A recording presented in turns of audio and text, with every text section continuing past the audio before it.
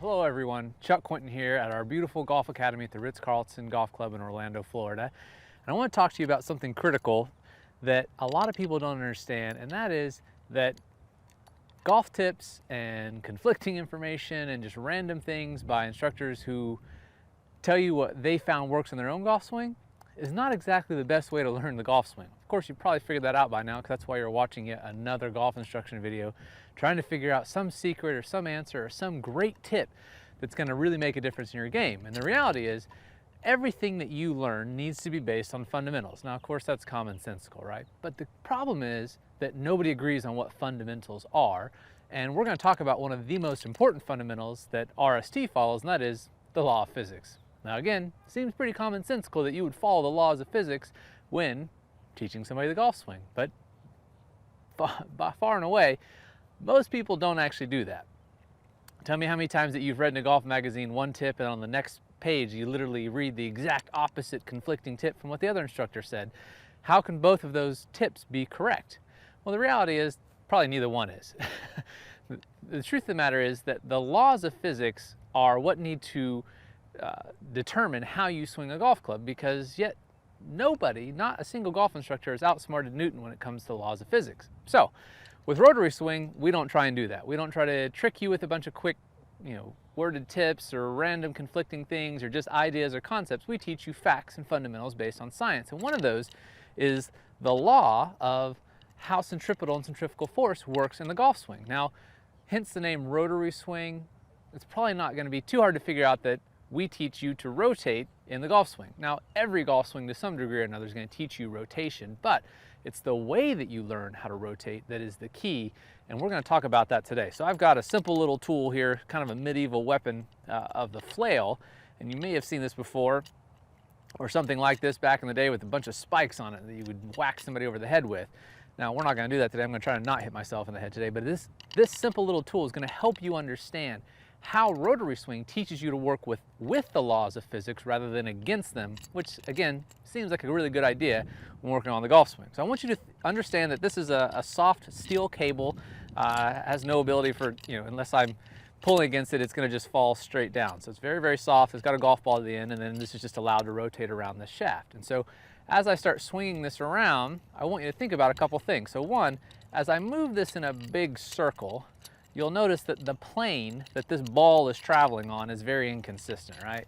Kind of going up and down. It's not going to hit the same spot. If I put my finger out here, it's not going to hit the same spot every time. And I'm moving this shaft of the stick a lot. It's moving kind of all over the place. So I'm having to move a lot to get this ball to move, and it's not moving very fast, yet I'm putting a fair amount of effort into it, compared to when I start moving this stick in a very, very tight circle and start always pulling against the direction that the ball is going. Now all of a sudden the ball is going to hit my finger the same place every time. Try not to do it too many times because it doesn't feel very good. But you'll notice now I'm not moving very much, and the plane and the path that the ball is traveling on has become incredibly consistent. Now that seems like a great idea. How about the definition of efficiency? I move less, and the ball, or the spot that the ball is traveling, becomes more consistent. The plane becomes more consistent, and as a side benefit, notice that it's moving quite a bit faster than when I'm moving all over the place and it's not working very well, right?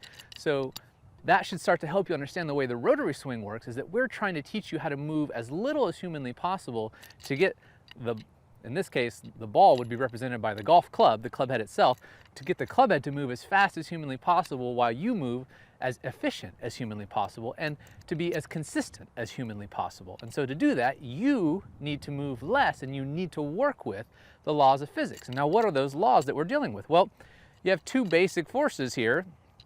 One is the one that you're going to create, and the other is going to be the result. You are creating centripetal force, and that is the act of you pulling.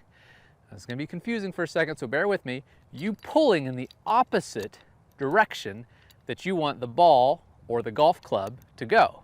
Now think about that for a second, like, wait a second, you want me to move in the opposite direction I want the club to go. Well, how do I get the club to go where I want it to? Well, again, if you were to make one of these simple devices, you would find out very quickly that you're always moving the stick or the shaft opposite of the direction the ball is traveling. And the ball is moving in this path around the club, or around the shaft, because of the result of centrifugal force. So if I try to move the ball towards a spot, what's going to happen to this string? Well, it's going to go slack. So if I tried to push it and make it go where I want it to go, it doesn't work very well. The shaft doesn't ever straighten out, or the string, the metal cable doesn't ever straighten out. But if I try to pull in the opposite direction, so now when the ball is going this way, I'm actually pulling it back this way, which is making it continue to travel on this plane and keep the path consistent. The reality is that most every golfer on the planet wants to do the opposite. They want to push and try and make the club go where they want it to go, when the reality is you actually need to move your body, or the stick, in the opposite direction that you want the club to go. Just like you would, because this is the laws of physics. This is how you create centripetal force. You're always pulling and moving in towards center to get something to go out away from you. So now let's think about that with the golf swing for a second. When you want the golf club to go out toward the ball, what direction, according to the laws of physics, and again, we haven't outsmarted Newton yet, what direction should your body be moving? Well, if you paid attention, your body needs to be rotating this way to get the club to go faster, more consistent, more efficiently that way. Again, go right back to this and build one of these yourself. Try to make the ball go where you want by going in the same direction, creating the force of movement going in the same direction you want the object to go, or just pull against it, and all of a sudden I become very, very efficient and very consistent. My body goes this way to get the club to go that way. Now, the club is not just traveling out, it's traveling in 3 dimensions. So not only is it going out, but it's going down. So guess what? What direction should your body be moving if you want the club to go efficiently, powerfully, quickly down and out? Your body needs to go around and up. Hence the posting up motion. And when you watch the long drive hitters on the Long Drive Association and the longest hitters on the tour, what does their lead foot do at impact when they're really trying to wail on a driver? It actually comes up in the air. They jump because they're moving up to get the club to go down. That is working with the laws of physics. So anybody that tells you to take your right side of your body and push it into the club, or push it down towards the ball, is trying to get you to work against the laws of physics. Instead of pulling and moving the opposite direction and creating centripetal force, they're trying to be the centrifugal force, which you can do. It's just really inefficient. It's, again, me trying to move the ball that way. So if you want to lose lag and start moving really inefficiently and working really hard to try and hit the golf ball, go ahead, take your right side and shove it in the same direction you're trying to move the ball or move the club. The reality is you always move in the opposite direction that you're trying to get the club to go. So if you look at the Rotary Swing takeaway videos, guess what we're trying to do in the takeaway? We're not trying to position the club and move it over here, someplace happening back behind us that we can't see and it's happening really quick. That's really hard to do. What I'm trying to get you to do is just move your right shoulder blade, as you've learned, 2 inches, in towards center, pulling it towards your spine. And if I move my right shoulder back behind my head toward the target in the opposite direction, trying to get the club to go, guess where the club goes?